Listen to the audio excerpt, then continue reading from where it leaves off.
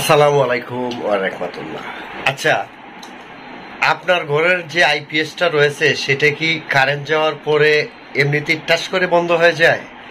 আপনার ঘরের যে সোলার যে সিস্টেম রয়েছে সেটা কি কারেন্ট যাওয়ার পরে বন্ধ হয়ে যায় বা বেশিক্ষণ ব্যাকআপ দেয় না? তো তার জন্য একটা প্রাথমিক কিভাবে একটা ট্রিটমেন্ট করবেন সেই ট্রিটমেন্টটাই আজকের ভিডিওতে ধরে তোলার জন্য চেষ্টা করব। আমি একটা কোলিংয়ে গেছিলাম, যে একটা ছোট্ট সোলার প্ল্যান আছে, সেটা আমিই লাগাইছিলাম। আজ থেকে 1.5 বছর থেকে বা 2 বছর হয়ে গেছে। তো সেটা হঠাৎ করে কারেন্ট যাওয়ার পরে সেটাই আর কাজ করে না। তো কি সমস্যা হয়েছে সেইটা দেখার জন্য তো চলুন আপনাদেরকেও নিয়ে যাই সেই জায়গায়। তবে চলে এসেছি। চলে আইসা প্রথম যে ট্রিটমেন্টটা করবেন, যে ব্যাটারি টার্মিনাল যদি এরকম লবণাক্ত হয়ে থাকে তা এটাকে খোলার চেষ্টা করবেন। প্রথম যে আপনার যে প্রাথমিক যে চিকিৎসাটা আছে সেই চিকিৎসাটাই দিছি। দেখেন, তো আমি এটা লাড়িয়া ছেড়ে দেখতেছি, এখন এটারে লুজ দেওয়ার জন্য চেষ্টা করতেছি। দেখেন লুজ হয় না, মানে একবারে বোঝা যায় যে এটা ওয়েল্ডিং করে রাখছে। তো এটাকে খোলার জন্য চেষ্টা করতেছি। আর সবচেয়েতে এই যে কথাটা আপনাদের জানা উচিত, এখানে বল প্রয়োগ করা যাবে না। বল প্রয়োগ যদি করেন, প্লাস দিয়ে খুলতেছে না, আপনি প্রেশার ক্রিয়েট করেন, তাহলে যে ব্যাটারি টার্মিনাল আছে ক্যাচ করে ভাঙে যাইব। কারণ এইখানেও যদি লবণাক্ত হয়ে এগুলা আটকে যায়, তো এই গোড়াটাও একটু নড়বড় হইতে পারে। তো এগুলা খুব হিসাব করে আপনাদের এই কাজটা করতে হবে। যে ভিডিওর মধ্যে দেখাইছি বলে এই না, একটু বাড়ি টাড়ি দিবেন, দেখবেন খুলবে কিনা। বাড়িটা ওজন রেখে দেওয়ার জন্য চেষ্টা করবেন। এরপরে এই সাইডটা দেখেন খোলার জন্য চেষ্টা করবেন। যদি না খুলে তাইলে আর খোলার চেষ্টা করবেন না। তো এটা অনুরোধ করছি, খুললেন না। কারণ বেশি রকম যদি অ্যাটাচ হয়ে যায় তাহলে এটা খুলতে গেলে হয়তো ওই টার্মিনাল ভাঙে যাইব ব্যাটারির। পরে মনে করেন যে এই দেখেন অবস্থা, দেখছেন, পরে এমন অবস্থা হবে যে আপনার একটা জিনিস সারতে গেছেন, সেটার জন্য প্রবলেম। তো ব্যাটারি টার্মিনালগুলোর যে লবণাক্ত হয়ে কার্বন হয়ে রয়েছে সেটাকে এইরকম একটা সিরিজ পেপার নেবেন, নিয়ে পরে দিবেন ঘষা। এরপরে আপনার থাকেন ভিডিওটার মধ্যে পানি চেক করবেন, কতটুকু পর্যন্ত পানি দিতে হয়, পানি ঠিকঠাক আছে কিনা। ব্যাটারির বোল্ট প্রয়োজন হলে বোল্ট মাপতে হবে, যদি না হয় তাহলে মাপলাম না। তো ভিডিওটা দেখার প্রয়োজন, কারণ আপনারা একটা ব্যাটারি বা আইপিএস ইউপিএস সোলার সিস্টেম থাকলে একটা ব্যাটারি কীভাবে পুরো পরিচর্যা করবেন, কতটুকু পানি দিবেন সেই জিনিসটা। এখন আপনারা ব্যাটারিটা পরিষ্কার দেখতে পাচ্ছেন, ওই যে টার্মিনালটা, কিন্তু কিভাবে পরিষ্কার করছি এটাও হয়তো এই ভিডিওর মধ্যে আছে। এই যে দেখেন, দেখেন অবস্থা কিভাবে ময়লা ভরে রয়েছে, দেখছেন। মানে আমি পরিষ্কার করার অংশটাকে আগে দেখাইছিলাম, তো কীভাবে ময়লা পড়ে রয়েছে। এরকম একটা ছোট্ট ন্যাকড়া নিয়ে এটাকে আপনি পরিষ্কার করবেন যথাসম্ভব। খুব ইয়াতে পরিষ্কার করবেন। কাপড় টাপড় যেগুলো আছে এগুলো গুছায় বসবেন, লুঙ্গি টুঙ্গি থাকলে গুছায় বসবেন, ফ্যানটাও সাবধানে রাখবেন। কারণ এখন যে কন্ডিশন হয়ে রয়েছে, এখানে প্রচুর অ্যাসিড এই জায়গার মধ্যে আপনার এগুলা যদি, এই যে ময়লাগুলো যদি আপনার কাপড়ে পরে, কাপড়টা কিন্তু নষ্ট হয়ে যাবে। তো এগুলা খুব সাবধানে করতে হবে।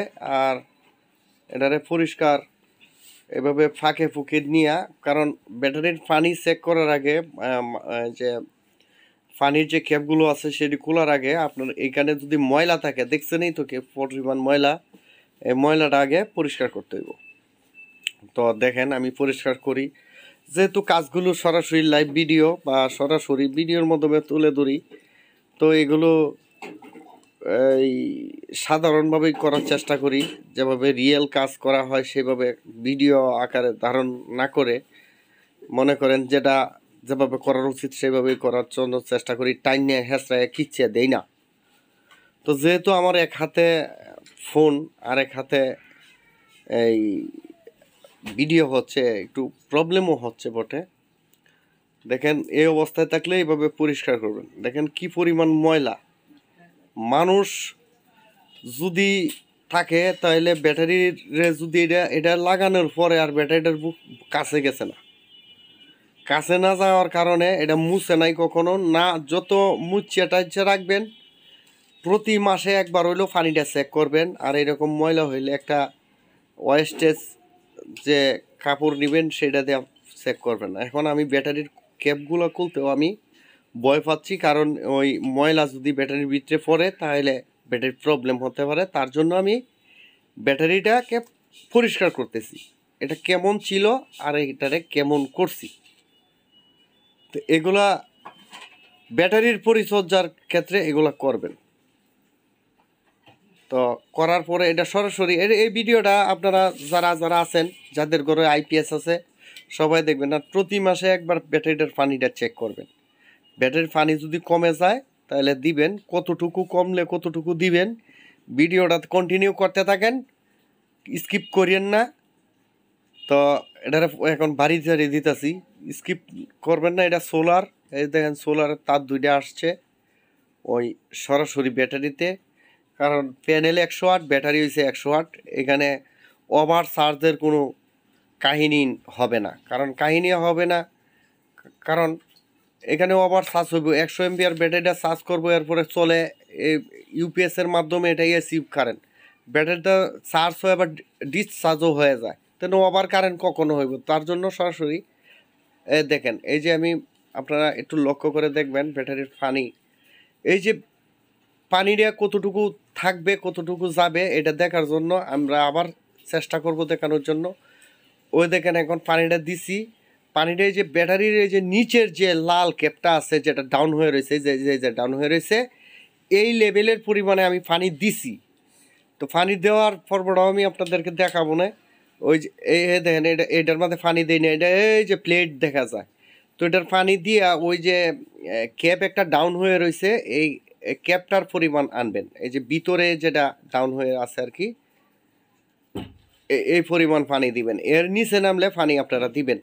ভিতরে যে লাল ক্যাপটা দেখতে পাচ্ছেন না, যেটা ব্যাটারির মুখ থেকে নিচের দিকে ডাউন হয়েছে, এটা এখন এরপরে ব্যাটারির যে এই যে টার্মিনাল জয়েন্ট ময়েল যেটি আসেনি, এটি কাইটটা পালায় এতে নতুন করে তার সিলিয়া, এই যে একটা হচ্ছে সোলারের আর একটা হচ্ছে ইউপিএসের তার, ব্যাটারির তার আমরা জয়েন করে দিচ্ছি। পরিষ্কার করে পানি টানি দিয়া জয়েন করে দিলাম। তো দেখা যাক কি হয় আর কি। জয়েন করে দিয়া যেহেতু এক হাতে এটা ধরতেছি তার জন্য একটু প্রবলেম হচ্ছে, কাজটা করতে সমস্যা হচ্ছে। তখন দিছি, এখন পানি প্রথমে আমি একটা দিয়ে রাখছিলাম অল্প, দেখেন পানিটা দিতেছি, এটার মধ্যে একটু পানি লাগবে। ওই যে ব্যাটারির যে ক্যাপটা যে লাল অংশটুকু নিচের দিকে ডাউন হয়ে আছে এই পর্যন্ত, এই যে ব্যাটারির উপরের কভারটা যদি সবুজ হয় দেখবেন এই ক্যাপটা খুললে একটা ডাউন অবস্থার রবার পাবেন নিচে, ঠিক আছে। এটার পরিমাণ পানি দিবেন। তো যদি মনে করেন ব্যাটারির পানি ইমার্জেন্সি না থাকে তাহলে এই যে এই মিনারেল ওয়াটার কিনবেন। আমি একটা মামের বোতল নিয়ে নিছি, এই মুহূর্তে ব্যাটারির ইয়াটা বন্ধ, দোকানটা বন্ধ, তার জন্য মামের বোতল দিবেন। তবে কেউ টিউবওয়েলের পানি দিয়ে দিয়েন না, বৃষ্টির পানি দিলে কিন্তু খুব সাইকে চুকে দেওয়া লাগবে, খুব সাবধান। বৃষ্টির পানির মধ্যে ময়লা থাকে, বৃষ্টির পানি দিতে পারবেন কিন্তু বৃষ্টির পানি দেওয়ার জন্য খুবই সতর্কতা অবলম্বন করতে হবে। কারণ কোনো প্রকার যদি ব্যাটারির ভিতরে ওই আপনার আয়রন যায় তাহলে খবর খারাপ আছে। তো এটাকে দেওয়ার পরে টার্মিনাল দিয়ে যে কাইটা লাগাইছি, সোলারের যে দুইটা তার আসছিল উপর থেকে সেগুলো কেটে ফেলে দিয়ে নতুন করে তার চুলে ওইখানে প্লাসে প্লাস মাইনাসে মাইনাস দিচ্ছি। দেখেন 2 লিটার পানির মধ্যে 1 লিটার পানি এই ব্যাটারির মধ্যে খাইছে, ঠিক আছে। তো এই ব্যাটারির পানিটা চেক করার ক্ষেত্রে দেখেন আমার হাত চুলকাইতেছে, মানে অ্যাসিডের কারণে। ব্যাটারির পানিটা দিয়ে দিছি, কারণ রইল এই এরা তো মনে করেন ব্যাটারিটা লাগানোর পরে আর দেখছে না যে পরিমাণ ময়লা, এটা লাগায় আর দেখবো তাক দূরের কথা, তো তারা খালি কারেন্ট ব্যবহার করে দেখে আর না। তবে এটা খুব ভালো কাজ দেয়। 100 ওয়াটের প্যানেলটা আপনারা এইরকম একটা সোলার প্যানেল লাগাইলে 150 ওয়াট প্যানেল নেবেন, 100 ব্যাটারি নেবেন, এইরকম একটা ইউপিএস দিয়া আপনারা খুব সুন্দর আরামসে একটা ফ্যান 2টা লাইট ব্যবহার করবেন নাকে সরিষার তেল দিয়া, আপনারা কোনো প্রবলেমই হবে না, ঠিক আছে, কোনো রকম প্রবলেম হবে না। তবে এটার মধ্যে কিন্তু উপরে আছে আপনার চার্জার প্রোডাক্টরটা আছে উপরে, ওভার চার্জার সার্কিটটা আছে, এই সার্কিট থেকে এখানে আসছে আর কি। এই 2টা হচ্ছে সোলারের লাইন আর 2টা হচ্ছে ইউপিএস এর লাইন।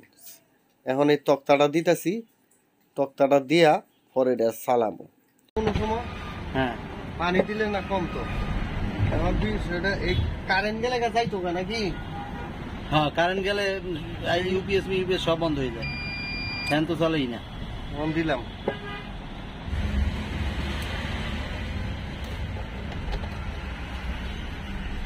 বুঝতেছে না? হ্যাঁ এখন ঠিক আছে। হুম হ্যাঁ মিয়া কই দর্শুন মোবাইল তো ওই জায়গায় ধরো। অন ঠিক আছে, হ্যাঁ সমস্যা অন ব্যাকআপ নিতেছে। এই যে সুইচ বন্ধ, এতক্ষণ বড় কি ব্যাকআপ নিত না নাকি? তা না অন ছিল, কারণ ঠিক করে দিলাম। এই যে এটা পরিষ্কার ছিল না, যার কারণেই এই ওখানে ব্যাকআপ নিতেছে 100%। কারেন্ট বন্ধ করে দেই, কারেন্ট বন্ধ করে দিছি, সোলার ব্যাকআপ নিতেছে। এই ব্রেকআপ নিতেছে। এই যে আবার কারেন্ট দিয়ে দিলাম, এই যে বাস। সৌর বিদ্যুৎটা তো ভালো ব্যবহার করতেছেন মিয়া, লাগাই 150 ওয়াট প্যানেল দিয়ে, উনাটা 100 ওয়াট মনে হয়। হ্যাঁ এটা আমার উনাটা 100 ওয়াট, তো 150 ওয়াট হইলে তো আপনার ফ্যান তো আগে কতক্ষণ চালাইছেন প্রথম অবস্থায়? আগে চালাইছি 3 ঘন্টা।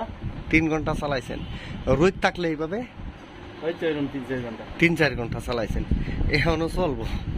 কিন্তু ওই যে ময়লা পড়ে জায়গা আছে ব্যাটারির মধ্যে, এই প্লাগটির মধ্যে, আমার এই সিট দেখান লাগবে। এই যে দেখেন ফেলাস্টার অবস্থা, যার কারণে সব